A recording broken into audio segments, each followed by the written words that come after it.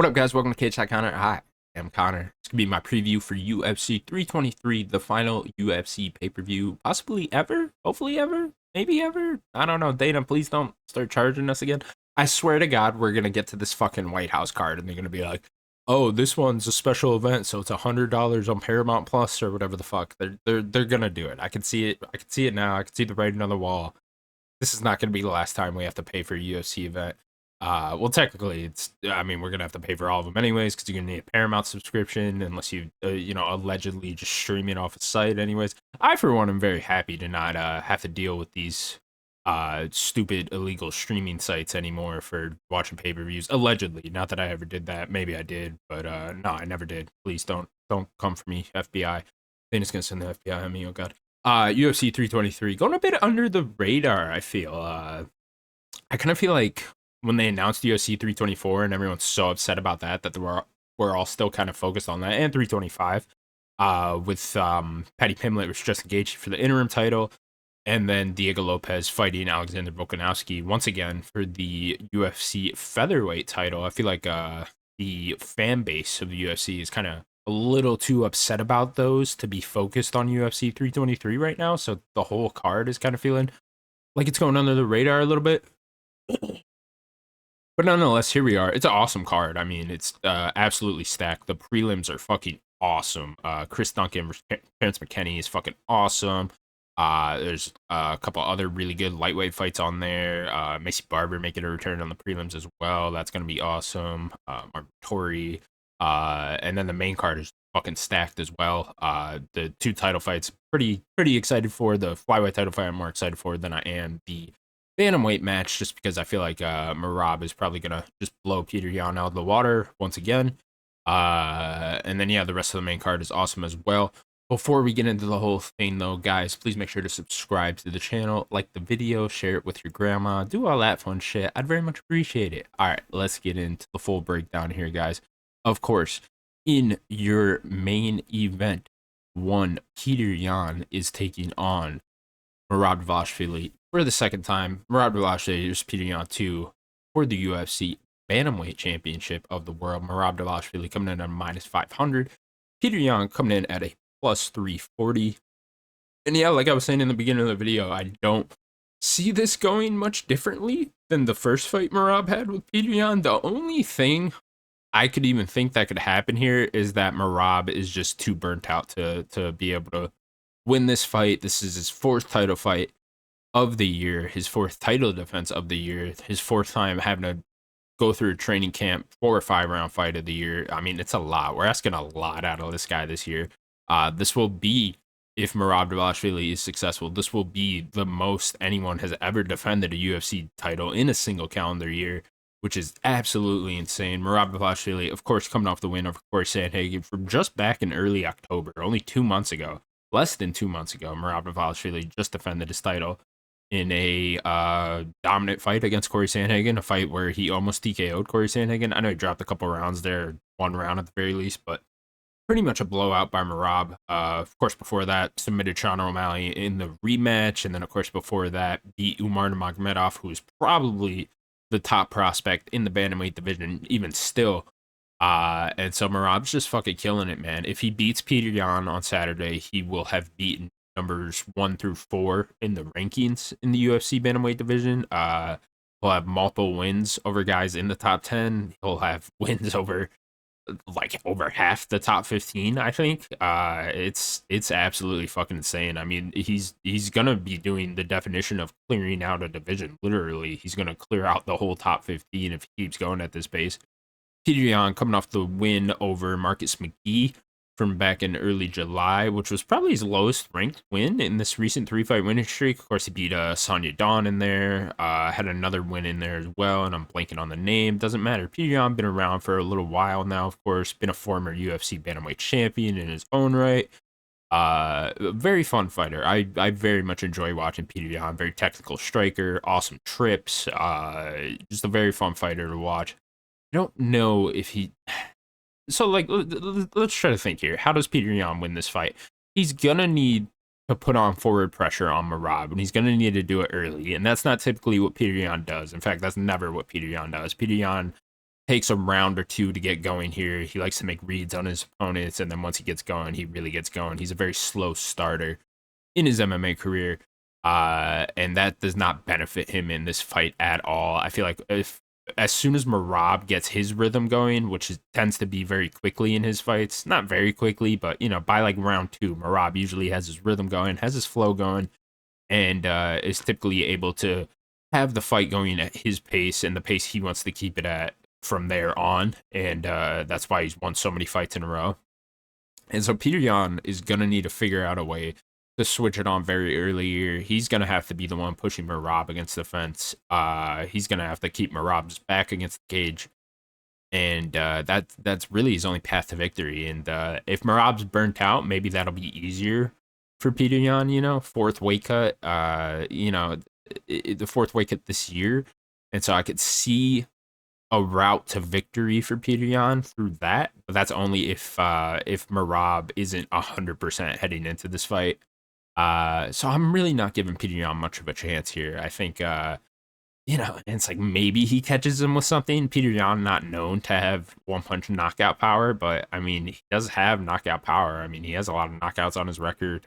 He has finished guys in the past. He is a very good striker in his own right, and all it takes is one, right? So not giving Yan much of a chance, unfortunately, even though I do really like Peter Yan, and I do think it would shake up this division quite a bit if Peter Yan was able to get it done against Merab in this rematch, or at the very least, we'd be setting up a trilogy fight between the two, in which I would expect Merab to be 100% heading into that one, and he'd probably just win his belt back anyway, so it really wouldn't even matter if Peter Yan did win. But nonetheless, I'm picking Merab Dvalishvili. I'm picking him by decision. I don't think he's going to be able to get Yan out of there. I think Yan, a little too good in the defensive grappling department to get submitted like Sean did, and I definitely don't think Merab's going to be able to knock Yan out. That is another way that Yan could win, right? Is maybe Merab is getting too obsessed with the striking, too confident in his hands, and Yan is able to capitalize on that. There are paths to victory for Peter Yan here, just not a lot of them, and it's very unlikely that any of them will come to fruition. In your co-main event, Alejandro Pantoja is taking on Joshua Van. Alejandro Pantoja coming in at minus 265. Joshua Van coming in at plus 200. This fight that was promised to us about 6 months ago actually happening. Going to be awesome. We got a cool face-off back at their last, when was this? International Fight Week, right? So the Iliad Superior vs. Charles Oliveira event. Of course, Alejandro Pantoja defended his title against Kai Kara-France right before we got that face-off. Looked awesome in that fight. Alejandro Pantoja becoming a very dominant flyweight champion. What is this? His third title defense? Fourth title defense at flyweight? I can't remember exactly. But nonetheless, looking very good as champion is Alejandro Pantoja, and I think it's just going to be a little too early for Joshua Van here to begin in this title shot. You've probably heard it already in other breakdowns from other people. Joshua Van, a bit too young to be taking on someone like Alejandro Pantoja for the title. Credit to him for getting here because the guy is so active. Joshua Van, that is, he is so active that they were kind of forced to give him this title shot because he just fought so many guys and beat so many guys. This will be his fifth fight in a single year. If in his fifth win in a single year, if Joshua Van is able to get it done against Alejandro Pantoja, I could see a world where this ends up staying on the feet and Joshua Van is able to get a decision win if he is successful at putting pressure on Alejandro Pantoja and putting a lot of volume on Alejandro Pantoja. The problem with Joshua Van is he doesn't kind of have that one-punch knockout power, similar to Peter Yan in a lot of ways, but a bit more volume out of Joshua Van, I'd say. I think the problem will be that he doesn't have that one punch knockout power. He's not going to be able to knock down Pantoja. He's not going to be able to knock out Pantoja. And that would really be the thing that would be able to get Pantoja out of there. Because I don't see, if it goes to the scorecards, I don't see a world where Joshua Van really wins unless Alejandro Pantoja is unsuccessful at getting this fight to the ground. Ultimately, what I think is going to happen is Alejandro Pantoja gets it to the ground at some point. And probably gets a choke of some sort of submission, just due to the experience and the high level grappling that Alejandro Pantoja brings to the table. But nonetheless, Joshua Van, very exciting fighter, only 24 years old, so he will certainly bounce back after this loss, and could definitely see him becoming a future champion. I mean, he has all the time in the world to do so.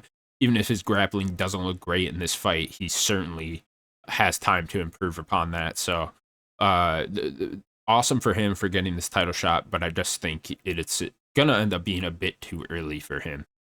But if he surprised me, that'd be awesome. In your next fight on the main card, Brandon Moreno is taking on Tatsuro Taira. Brandon Moreno coming in at a plus 102. Tatsuro Taira coming in at a minus 130. Another old guard versus new guard at this flyweight division. Brandon Moreno coming off that win over Steve Ursig. Nice decision win from back in February of 2025, back in Mexico. Of course, Brandon Moreno is a former UFC flyweight champion. He's lost to the current champion Alejandro Pantoja multiple times already. So kind of looking to get back in there. I don't know if he give Brandon Moreno a title fight if he ends up winning this one. Seems kind of rough when he's lost to Pantoja so many times. It's just like, man, Brandon Moreno, I feel like he's gonna have to go on like a 5-fight win streak at the very least. Granted, flyweight division, not the deepest division, so maybe it wouldn't have to end up being that much, but I feel like Brandon Moreno is going to have to go through just so many different people to get another crack at that title. Tatsuro Taira coming off that win over Hudson Park, in which he was supposed to fight someone else. Was it Manel Kopp? I think it was Manel Kopp. But Cobb had to pull out due to injury. Hudson Park filled in for him, and Tatsuro Taira made pretty quick work of him. Tatsuro Taira, another young prospect of this flyweight division. I think he's even younger than Joshua Van. Might be a year older even, but it doesn't matter. Tatsuro Taira been around the UFC for a little bit while now. Of course, his only loss is to Brandon Roy, who Joshua Van did beat. That was another very competitive fight, but Tatsuro Taira was a bit too soon to be fighting someone at Royval's caliber. I'm not sure if he's upgraded, so much since then, if he's improved so much since then. It's kind of hard to tell because all we have to go off of is that Hudson Park fight. I am picking Tatsuro Taira in this fight. I think he's going to be able to squeak out a decision here. I think he's going to be looking to grapple quite a bit, and I think he's going to squeak out 2 rounds doing that. So I'm going to pick Tatsuro Taira by decision. In your next fight, probably the fight I'm most interested in, Henry Cejudo versus Peyton Talbot. Henry Cejudo coming in at a plus 200. Peyton Talbot coming in at minus 265. I'm just so curious what this fight is going to end up looking like. Henry Cejudo's final MMA fight, so he's saying here. Of course, Henry Cejudo has said that before, so we'll see if he sticks to it this time. Henry Cejudo coming in at a plus 200. Peyton Talbot coming in at a minus 265. Cejudo, of course, coming off the loss to Sonya Dawn, in which that fight ended unceremoniously, in which Henry Cejudo got eye poked and the fight had to end. It did look as though Sonya Dawn was on his way to winning that fight, though, either by TKO or decision. Of course, Henry Cejudo, former UFC bantamweight champion, also former UFC flyweight champion. And we'll see what he's got here. Logic would tell me Henry Cejudo can win this fight just because we did just see Peyton Talbot lose yet less than a year ago to Ronnie Barcelos, in a method that Henry Cejudo should be able to copy. Like Ronnie Barcelos pretty much just Russell fuck Peyton Talbot that whole time. Henry Cejudo, Olympic level gold medal wrestler, like he should be able to copy that exact game plan. Been less than a year, so I don't know how much Peyton Talbot has been able to improve his wrestling defense, his grappling defense in that amount of time. So I'm very curious to see from that standpoint. Peyton Talbot coming off the win over Felipe Lima, a bounce back after his lone loss to Ronnie Barcelos. Of course, huge knockout power in Peyton Talbot's hands, so I'm sure he's going to be looking for an emphatic knockout to end off the year for him. And we'll see if he can get it done here. I'm picking Henry Cejudo, believe it or not. I think Henry Cejudo is just going to wrestle fuck him. If he's on his way out anyways and about to retire, you might as well, dude. Like, don't make this entertaining. Just go out with a win, I would just wrestle fuck this kid. Who cares? So I'm picking Henry Cejudo by decision. Not super confident in it. I could definitely see a world where he ends up getting clipped and gets knocked out, gets brutally knocked out, because that's the way all legends tend to go out in this sport. In your final fight in the main card, Jan Blachowicz is taking on Bogdan Guskov. Bogdan Guskov coming in at plus 108. Jan Blachowicz coming in at minus 138. Interesting fight here. Jan Blachowicz very inactive as of late. His last fight was in March 2025 in London against Carlos Ulberg, in which that was a pretty boring fight. Very unmemorable fight, especially considering both guys tend to be very entertaining, and this fight was just not. Of course, Jan Blachowicz, former UFC light heavyweight champion, won the title by knocking out Dominic Reyes for the vacant belt. Bogdan Guskov coming off that win over Nikita Krylov, in which he submitted him. I believe Bogdan Guskov is riding a 4-fight win streak heading into this fight. I'm picking Guskov here. I just think Jan Blachowicz, 43 years old, don't got much time left for Jan Blachowicz. Probably time to hang him up. Maybe he can whip out some old man power here and get a knockout, but I think Bogdan Guskov, who's 10 years younger than him, is going to use his youth and be able to get this one done. So I'm picking Bogdan Guskov. I'll pick him by KO even. I think Jan Blachowicz is just getting too old. Might be a club and sub. So I'll go Bogdan Guskov by submission. I think he'll drop him and submit him at some point throughout the fight, probably like second, third round. So yeah, that's what I'm picking. Those are my picks for the main card. Here you go, your picks for the entire card. Picks are in green, of course. In parentheses, I have the method in which I think they will win. I even throw out some rounds for you guys in case you are bettors and looking to copy my picks at all. So yeah, here you go. Prelims are awesome. Like I said, Edson Barbosa versus Jalen Turner is a fucking sick fight. Unfortunately, I do think Edson Barbosa is a bit too chinny and will get knocked out by Jalen Turner, who's returning from the shortest retirement in MMA history. He retired for like a month, and he was like, no, never mind, I'll keep fighting. Martin Vettori versus Bruno Ferreira. That's an awesome fight as well. I think Martin Vettori is going to have a bounce back. Faraz Zaim versus Nazim Zadikov is also another awesome lightweight fight going on in this card. So like I've been saying, awesome lightweight fights on the prelims. Awesome fights sprinkled in on the prelims just throughout, and an awesome main card. So really is a great card. I'm looking forward to never having to buy a pay-per-view again. Not that allegedly. And yeah, gonna be a great card. UFC 323 go down on Saturday. Can't wait. We'll be doing a post show on that Sunday, so keep your eyes out for that. Make sure you subscribe to the channel and all that good shit. And I'll see you in the next one, guys. Thank you.